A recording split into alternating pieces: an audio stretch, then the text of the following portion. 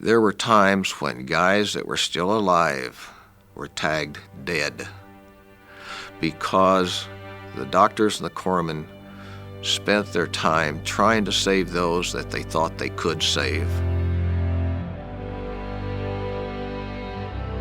And when you coming in on a ship and you see all the gun turrets swinging around pointing at you, and you're still a minute away, you know there's not much chance of surviving that. And the other thing that always bothered me was burying them alive.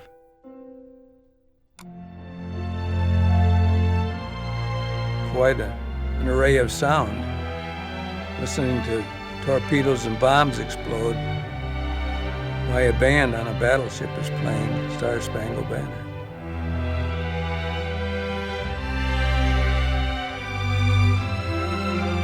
To this day, in the quiet of my own thinking, I can hear the wicked whisper of the Nambu machine gun.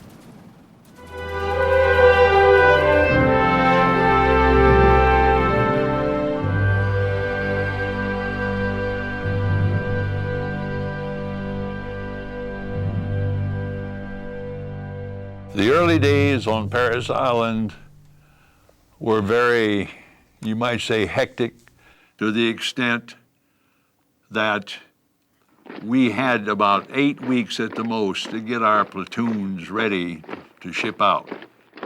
The average day would be from 0500 to 2200 at night. We had 2 weeks on the rifle range. I don't care what some people might say, but that rifle was his lifesaver. That rifle was like their sweetheart, their sister, their mother. Hey, it was either kill or be killed. We had to teach them the ability to handle themselves in such a way that they were able to protect themselves as well as help protect their own fellow Marine. And that's the important thing about that, saving a Marine's life.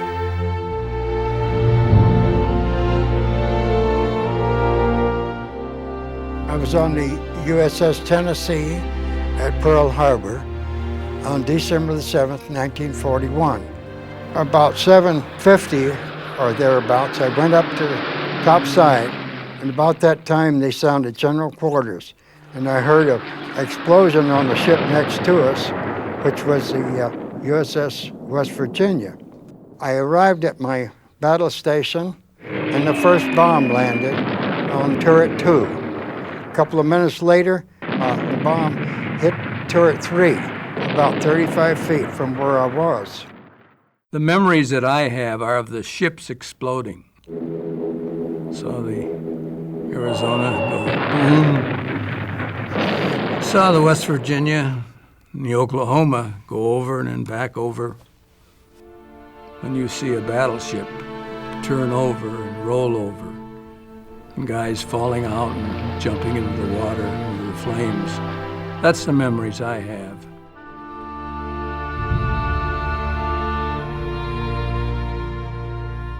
That's mainly what the operation was for, to make the Japanese start thinking, well, are they hitting Guadalcanal or are they hitting over there in the Marshall Gilberts? And there were about 200 of us, 100 on one sub and 110 on the other.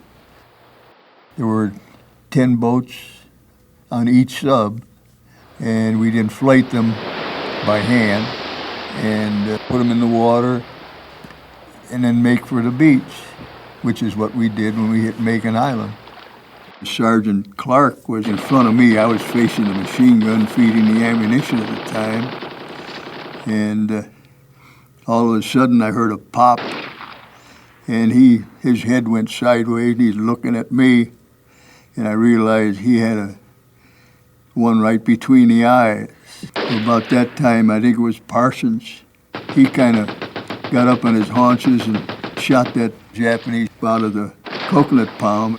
After we got into the evening, which was time to leave, get back to the subs, there were 61 still left on the island. A lot of them were wounded. They couldn't get off the island because of the surf. Well, we were lucky enough to get aboard the sub, so they asked for volunteers to go back and started hitting a little bit rougher water outside the lagoon. And we were supposed to meet the sub at 10:30 that night and unloaded all of the wounded, and everybody got aboard the sub. And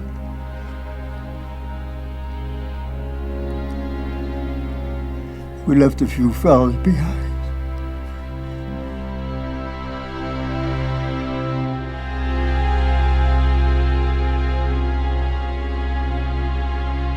Tarawa was invaded by the 2nd Marine Division, and that division only.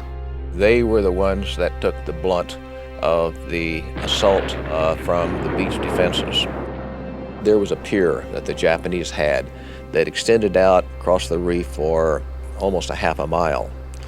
A lot of Marines managed to get ashore by using the pier for cover, but a lot of the guys who were in the Higgins boats were dumped out on the water and had to wade in. And many times it was over their head when the ramp was open and the guys jumped off and they just disappeared, went right on down. Most of them did not have a chance to get their equipment off and come to the surface. So they're still down there. By rights, no Marine should have ever set foot on Tarawa. The Japanese admiral there, in charge of the island, had bragged that it would take 1,000,000 men 100 years to take Tarawa. But the men of the 2nd Marine Division did it in only 76 hours, and that was something absolutely incredible. We lost over 1,000 Marines that died during the battle. These guys that took Tarawa, in my opinion, were the greatest fighters in the world. And when they're gone, the world will never see the likes of them again.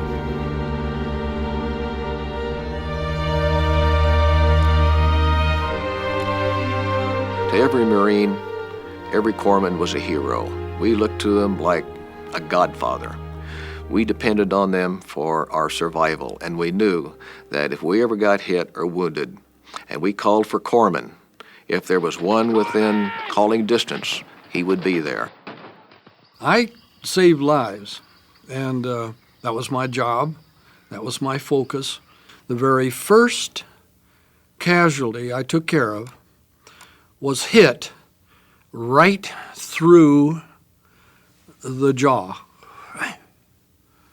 The bullet went across his tongue, cut his tongue, went out the other side. And I thought to myself, this guy's a mess, a mess.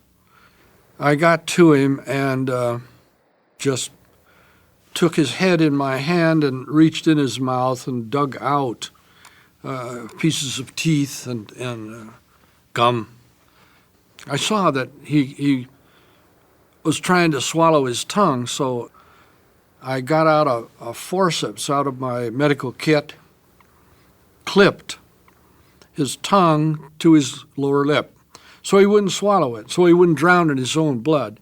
And I reached inside of his mouth and put in a wad of bandage, a compression bandage, so that would absorb some of the blood.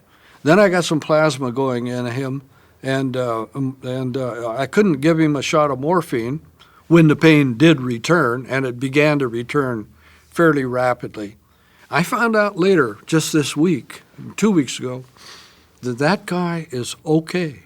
He's okay. The only thing that he now has is 2 dimples in his cheek, one on each side, and he's fine. He's fine. You can't say anything about the corpsman that's good enough. That is, in my view, and I think most Marines feel that way.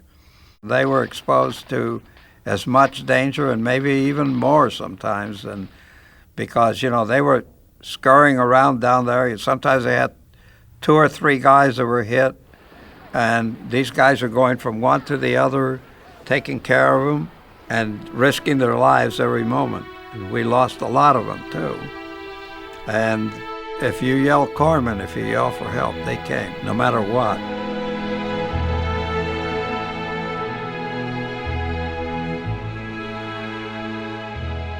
There is a camaraderie there that exists in very few units anywhere else in the Marines. You're like best friends and married to each other and brothers, and it all sounds like a big, massive cliche, but it's true, And they say you're never a former Marine. You're just a Marine who's not in service, at that time. And that's true, too. It was a rite of passage for me. I was 17 when I went in, quickly turned 18. But it was a rite of passage from boy to man. How they ever got off the beach, I don't know. How they ever managed to extract the Japanese out of those bunkers, and out of their machine gun nests, I don't know. They were marvelous, marvelous men. And I'm proud to have been associated with them. I deem it an honor to have served in the greatest fighting organization in the world today, the United States Marine Corps.